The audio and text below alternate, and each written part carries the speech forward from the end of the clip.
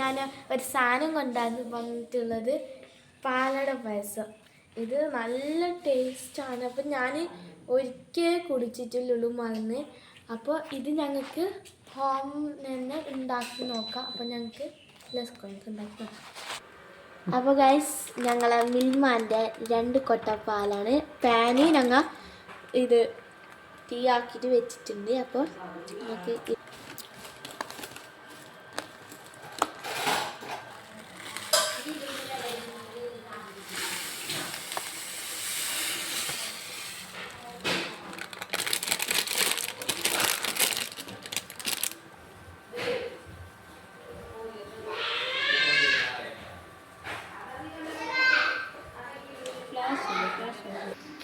കുറച്ച് നേരം നല്ലോണം മിക്സാക്കി പാകത്തിന് ഞങ്ങൾക്ക് നെയ്യ് ഒഴിക്കണം. നെയ്യ് ഒഴിച്ചിട്ട് നല്ലോണം ഒന്ന് മിക്സാക്കണം കേട്ടോ.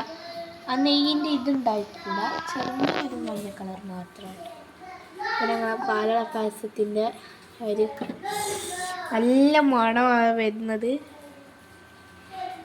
അപ്പോൾ ഇത് കുറച്ചും കൂടി ഇങ്ങനെ ഇളക്കി കൊടുത്ത ശേഷം നെയ്യ് ഒഴിച്ചാൽ മതി. അപ്പോൾ ഞങ്ങളുടെ പാലട പായസം റെഡി ഗൈസ്.